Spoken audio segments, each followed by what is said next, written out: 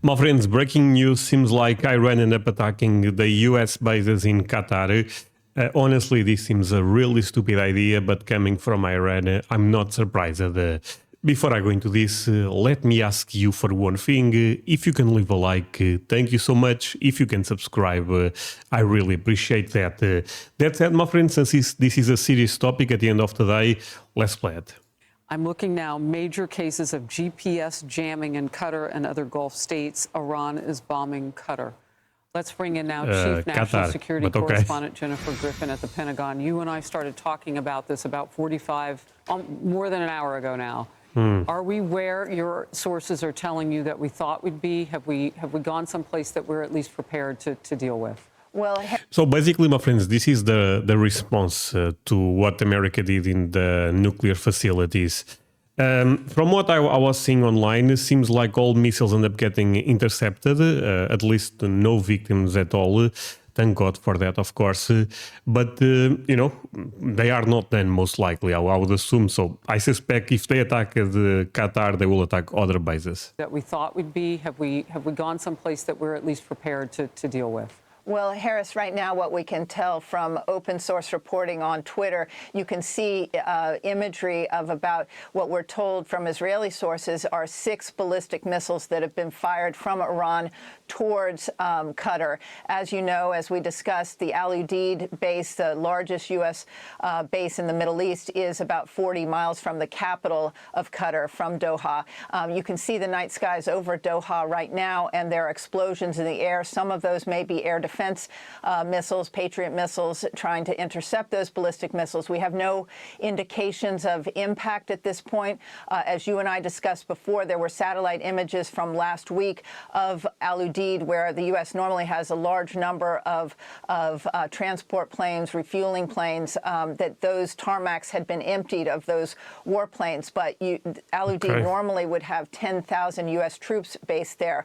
There had been 10,000, my friends. To be fair, like this lady is explaining, they knew this could happen. But now imagine, and think about this, even if you disagree with what America ended up doing here, but think if Iran had nuclear weapons. Warnings to U.S. embassy staff to shelter in place and at other embassies across Doha. We also now are learning that the airspace over UAE, the United Arab Emirates, where the United States military has another large military base, that airspace has been closed. And we also understand there could be an imminent threat to U.S. troops and personnel at bases in Iraq. That, if you remember, just 5 years ago, Iran fired ballistic missiles, dozens of them at U.S. troops in the So, my friends, yesterday on the Sunday Live, we ended up watching a lot of news related to this. If you want to see my reaction, just, take a look at that on my channel. But basically, there is between 40,000 to 50,000 American troops in the Middle East. It's a lot of people, wake of Qasem Soleimani's killing. So a lot of intelligence warnings. We brought it to you on air just a little while ago, and now it seems that those explosions are being heard over the capital of Qatar. Well, and through your reporting, you ready to... sorry, my friends, but is Qatar or something? Or I say Qatar, and I thought it was the way you say it. For exactly who would be still there, and you're furthering that now to let us know who is able to get out and who's expected to be there serving right now. 6 missiles may not sound a lot to some people because they can do so much damage, and Iran reportedly has been running low on, we don't really exactly know what they have. Maybe they're not running that low, but with precision, 6 missiles are a lot. They haven't really been precision guided, though, going into Israel. They've been hitting all those residential targets. Not saying that they didn't want to kill civilians, but a little bit more haphazard. This seems more precision. Okay, I actually disagree with the lady here. I think at this point they are targeting civils, Well, I would say, Harris, the difference between Qatar and Israel is that it's just a few-minute flight for both short-range and medium-range so both ballistic kinds. or cruise missiles. You also could be having, and my guess right now, based on the way the Iranians have been behaving in terms of targeting Israel, you may also have swarming drones that could overwhelm any air defense system. So obviously, the U.S. military, U.S. Central Command has been preparing for this moment. They have been setting up air defense senses, Al Udeid would be one of the most protected bases that the U.S. has. But they also have long known that they are sitting ducks there. And so, therefore, right now we have to just see if any of those ballistic missiles or cruise missiles got through. All right, Jennifer Griffin, stay where we can get you. I know you will as the news warrants. We'll bring you back. Appreciate you. We'll be back in a moment with more Outnumbered. Okay, my friends, honestly, we have another video to watch, so don't go away. But I'm starting to have a feeling that Iran may look like Nevada desert very soon. Because if they are really trying to mess with the US bases, let's all be honest here, America will retaliate, and Trump already said that it will be quite stronger than what they did the first time. The first time was basically just very precise, specific target, but I believe now could be quite different. So it's kind of interesting. Let's move on. My friends, we also have this clip. Basically, it seems like America is afraid of a sleeper cell type of attack. Let's play it. And I said this also in the last live. I think this is the only way that Iran can do real damage to America. All right, welcome back. Want to reset, talk about where we are now and where we might be going next when it comes to Operation Midnight Hammer and the situation in Iran. So taking a look once again to recap what we did over the weekend. The U.S. attacking 3 separate Iranian nuclear sites. Isfahan, where they got a bunch of underground tunnels with enriched uranium. Natanz, and then the big one at Fordo. That is where we used 12 different bunker busters, waiting for damage assessments from those. But the question is, what, if any, responses are going to be from the Iranians next? Keep in mind. So Iran already responded, as we saw. We've got about 40,000 U.S. military personnel sprinkled throughout bases all within the Middle East, going from Turkey all the way down to Qatar and the UAE. Remember, back in 2020, it was Al Assad Air Base in Iraq, where the Iranians decided to shoot ballistic missiles in response to the strike against Soleimani. Then down here in Qatar, we've got Al Udeid Air Base. That is our biggest base in all of the Middle East. That's where CENTCOM also has some of their headquarters. The question also, what's going to happen here on U.S. soil? The potential threat of Iranian sleeper cells. We talked about the open border the last 4 years. Take a look at this data. CBP sources. Oh my God, I never thought about this. So the open border situation is coming to bite America now, right?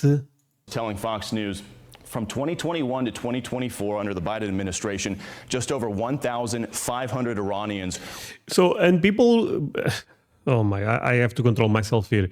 And I saw some people saying that open borders are fine. My friends, actually kind of interesting, but here in Portugal, the government ended up announcing a new type of control for borders, because the immigration and also illegal immigration is becoming a bit more problematic here. I can only imagine in America.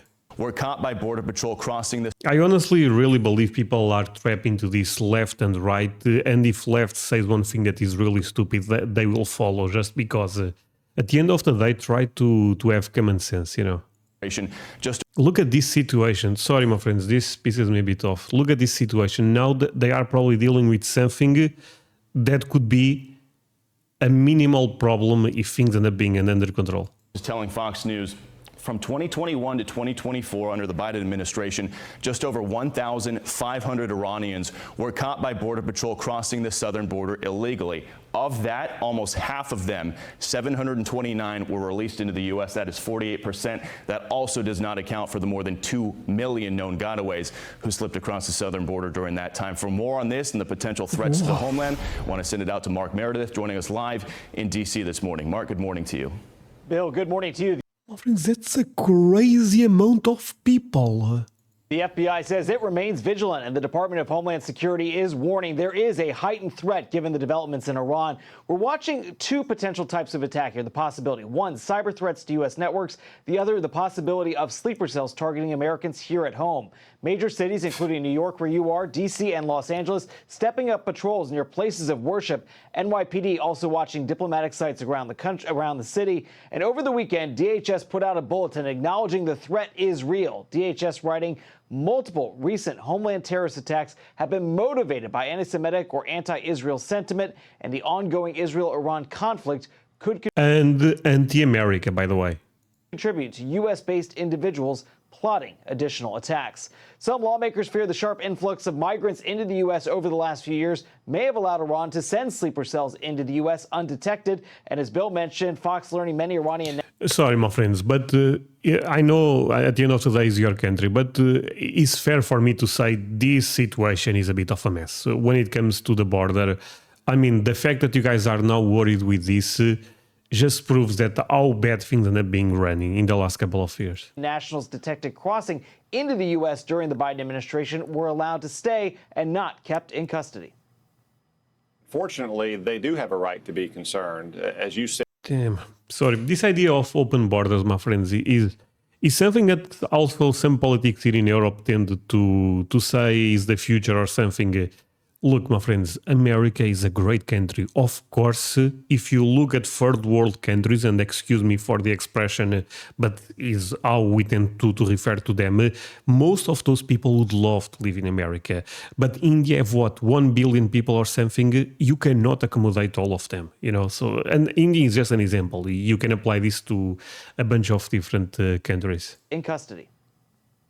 fortunately, they do have a right to be concerned. As you said, Joe Biden had a wide open border policy for 4 years. We know that terrorists tried to enter. So they always talk about Joe Biden. If you guys had to classify from 0 to 10, 0 it was good, 10 it was really bad. How bad basically it was? Is this a 7 or an 8 in terms of being bad, the control of the US border? Enter our country. Iran has a long history of terrorizing America going back 46 years, to include here in the United States. They hate Americans. In February, the White House warned of this very possibility. The National Security Team says Iran has also directed proxy groups, including Hezbollah's Islamic Jihad organization, to embed sleeper cells. And Bill, the threat extends beyond the obvious U.S. domestic targets. Military installations abroad, American diplomatic outposts all remain on high alert. Bill. So, my friends, I was watching actually a documentary about Iran, and we all know that they financed terrorist groups like Hamas, Hezbollah, Houthis, but those are the famous ones, you know. If you look at the list, I'm not kidding. The letters really small and the list was like this. This is the type of government regime we are dealing with. So if you guys really thought that, not you, my friends, but let's be real, there is some people that they live in the moon. If you guys really thought that Iran having nuclear weapons was a good idea, holy. Yep, the issues at the border continue to echo with the situation right now. Mark Meredith, thank you. I want you guys to understand, if Iran have nuclear weapons, the Houthis also have nuclear weapons. Hezbollah also have nuclear weapons. That's the problem. Good to see you. I mean, not that Iran having it alone would be good, but you guys get the point. Want to bring in Fran Townsend, former DHS advisor under President Bush. It's great to have you here. One of the things they did not mention is something that Iran is known to have some capabilities, but you could describe them, and that is the cyber capabilities. Could that hurt us here as well? Sure. I mean, look, they've attacked U.S. critical infrastructure. They've attacked the financial institutions. J.P. Morgan suffered real damage. And so I think the private sector, too, has got to be on alert for retaliatory effects. I agree that we've got there's the potential for these sleeper cells that could be activated. But the FBI has the Joint Terrorism Task Forces, and the glory of those is you've got state and locals in there and DHS so that they're all working the problem together. This is not a new concern. And so I imagine long before the bombing, they were working to uncover sleeper cells. I do think the people the most at risk for a physical attack are our bases overseas and diplomatic institutions. As you guys know, they already end up attacking Qatar. When it comes to those concerns about potential sleeper cells, or Qatar. When I was down at the border, I met a lot of Iranians, and most of them seemed like pretty nice guys. They'd come up to the cameras and they spoke English. They said they wanted to flee the regime. I think a lot of the concern has to do with the gotaways, right? More than 2 million over the last 4 years. Those are people we never saw on our cameras. Those are people Border Patrol never caught. Those are people who paid the coyotes extra to get away from law enforcement. That's right. Damn, 2 million, my friends. Holy, that's 20% of the population of my country. What are your concerns about that population? So that's exactly the focus of the Joint Terrorism Task Forces. because you've got state and locals there who are closer to the communities, who have sources in the communities and can feed into the federal system that can bring resources to bear. And so I take some comfort in the fact, the other thing the FBI brings with them is access to surveillance capability. So you can use the Foreign Intelligence Surveillance Act. This is really what it was intended for, and to gather intelligence to identify those cells. Take us to the region. You know it very well. One of the things here is that Israel had degraded the capabilities of Hezbollah and Hamas. Okay, so we have that. But there are other players in the region. President Trump was there 3 weeks ago. I think that those relationships helped in this situation because, as far I could be wrong, but I actually believe Trump ended up speaking at the military base they end up attacking now. I could be wrong on this. as I can tell, they're being very quiet. Right. Look, I think the long-term view in the region, I've spoken to 2 leaders in the region, is this is good for their security. They don't want to attract attention because they're so close to Iran. They don't want to have short-term or medium-term ballistic missiles falling on them. But they support quietly, to your point, Dana, the action that the president has taken. It protects not just Israel and us, but the entire region and the world. Jasmine Crockett in the headlines once again with another comment she made. We'll play it. I want to get your thoughts on the other side. Sure. Okay. I know they may claim we law and order, blah, blah, blah. So go get the undocumented people and let's try to ship them out. Let me tell you something. They are not the people that are putting us in harm's way. It is him and his administration that is putting us in harm's way. You want to go ahead and give us your thoughts on that? It's sort of so ridiculous, right? I mean, she doesn't know that whether the undocumented, the ones who got away, are a threat or not, and that's the very point. Of course, the president has devoted resources at the FBI and DHS to determine whether... Wait, I thought this was someone on TikTok. Oh, my friend, so this is...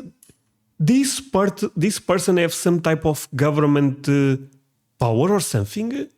Undocumented, the ones who got away are a threat or not. I thought it was a and that's the very TikToker. point. Of course, the president has devoted resources at the FBI and DHS to determine whether or not those people are a threat to us here in the United States. Fran Townsend, it's so...